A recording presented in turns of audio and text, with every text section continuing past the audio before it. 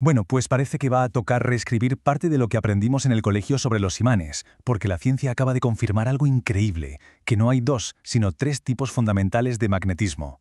Hoy vamos a meternos de lleno en el secreto de esta nueva fuerza que, de verdad, podría cambiar la tecnología tal y como la conocemos. Siempre hemos pensado en el magnetismo como un juego de dos, ¿verdad? Polo norte, polo sur. Se atraen, se repelen y poco más. Pero, ¿y si esa dualidad tan sencilla en realidad estuviera incompleta? ¿Y si hubiera una tercera identidad magnética, una fundamental, oculta ahí, a plena vista, durante todo este tiempo? Para entender por qué este descubrimiento es tan revolucionario, primero hay que entender el gran dilema al que se enfrentaba la ciencia desde hace casi un siglo. El magnetismo, como lo conocíamos, nos obligaba a elegir entre dos opciones, y las dos tenían inconvenientes bastante serios. Aquí está el meollo de la cuestión, el dilema de la espintrónica, que es, digamos, la electrónica del futuro. Por un lado teníamos los ferromagnetos, como un imán de nevera.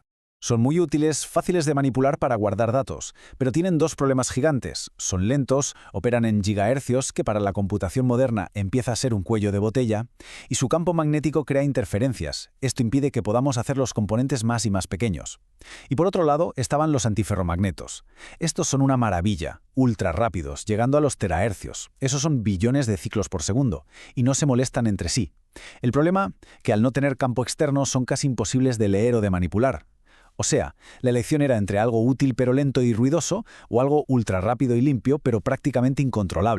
Para encontrar la solución hay que bajar al nivel cuántico. Como decía el gran Richard Feynman, en realidad nunca tocamos nada. Lo que sentimos es la interacción de campos de fuerza. El magnetismo nace precisamente de una de esas propiedades, el spin de los electrones. Se puede imaginar cada electrón como un imán diminuto que apunta hacia arriba o hacia abajo. Y es justo en la organización de estos pequeños imanes donde estaba escondida la respuesta a todo este dilema. Y esa respuesta, por fin, ha llegado. Se ha confirmado, de forma experimental, la existencia de un nuevo miembro en la familia magnética. Uno que no solo resuelve el dilema, sino que está a punto de cambiarlo todo. Se llama altermagnetismo. A ver, vamos a desgranarlo. Por un lado, tiene los espines de los electrones apuntando en direcciones opuestas, igual que un antiferromagneto. Esto es clave, porque significa que, en conjunto, no genera un campo magnético externo. Pero, y aquí está la magia, la propia estructura del cristal en el que viven esos electrones introduce una rotación, un giro, y ese giro interno permite que, a pesar de no tener un campo magnético, sí pueda generar efectos magnéticos útiles. Vamos, que combina lo mejor de los dos mundos. Esta tabla lo deja clarísimo. Si nos fijamos en la columna del altermagnetismo, magnetización neta, 0. Campo externo, nulo. Esto es lo que comparte con los antiferromagnetos, y es genial, porque lo hace estable y no genera interferencias. Pero ahora, ojo a la polarización y la velocidad. Puede generar corrientes polarizadas, que es lo que lo hace útil, como los ferromagnetos, y además opera a la increíble velocidad de los terahercios. Es, literalmente, la pieza que faltaba en el puzzle magnético. Y la cosa se pone aún más interesante. Porque no hay un solo tipo. Dependiendo de cómo sea ese giro del cristal, se crean diferentes patrones de polarización. Los dos que se ven aquí son los más conocidos. La onda D con un patrón de 4 lóbulos y la onda G con 6. Es como si este nuevo magnetismo tuviera diferentes sabores, cada uno con sus propias propiedades. Bien, pasemos a la parte detectivesca. ¿Cómo se demuestra algo así? Porque una cosa es predecirlo con matemáticas y otra muy distinta es probar que existe en el mundo real.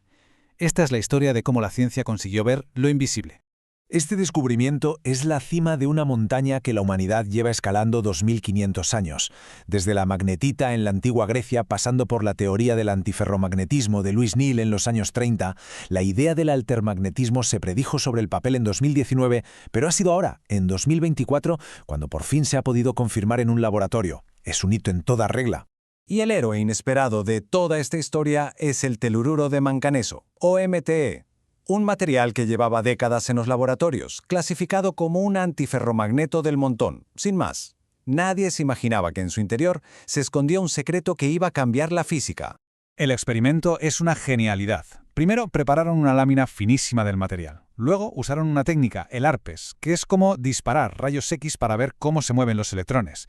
Y ahí estaba. Vieron que las bandas de energía de los electrones se desdoblaban de una forma muy particular, alternándose según su spin. Era la firma que estaban buscando. Y para rematar, usaron otra técnica, el XMCD, como si fuera una especie de cámara cuántica para fotografiar la estructura magnética interna y confirmar que el efecto ocurría en todo el material.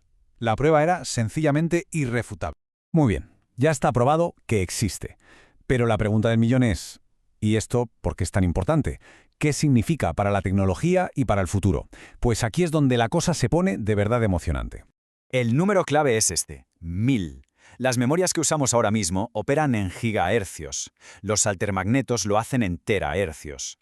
No es el doble ni 10 veces más. Es un salto potencial de 1000 veces más velocidad. Es difícil hasta de imaginar. Un ordenador que arranca al instante y nunca jamás se queda pillado por muchas cosas que tenga abiertas. Es la pregunta lógica que surge en muchos debates. Si no tiene un campo magnético externo, ¿cómo va a ser tan útil? Parece una contradicción, ¿verdad? Pero la clave del asunto está precisamente en esa ausencia de campo magnético. Aquí está la respuesta. Como no hay campo magnético externo, no hay interferencias. ¿Y eso qué significa en la práctica? Pues primero, un almacenamiento de datos muchísimo más denso. Podemos juntar los bits de información todo lo que queramos sin que se borren entre sí. Segundo, una eficiencia energética increíble. Podríamos tener dispositivos que apenas se calientan y con baterías que duran días o incluso semanas. Y la guinda del pastel. Todo esto se consigue con materiales súper comunes, como el manganeso, sin tener que depender de las famosas tierras raras, que son escasas y problemáticas. Y que nadie piense que esto es ciencia ficción lejana. La espintrónica ya es un mercado enorme. Como se ve en el gráfico, se proyecta que roce los 30.000 millones de dólares para 2030. El altermagnetismo no es una simple curiosidad de laboratorio, es la llave que puede abrir las puertas de este mercado multimillonario de par en par. Pero el impacto va mucho más allá de ordenadores y móviles más rápidos. Estamos hablando de abrir la puerta a fenómenos físicos que, hasta ahora, eran pura teoría. Las posibilidades son de verdad asombrosas. Podríamos crear materiales donde un bit magnético se cambie con un simple pulso eléctrico, reduciendo el consumo de energía a casi cero. Podríamos diseñar auténticas autopistas para electrones que conduzcan la electricidad sin resistencia alguna.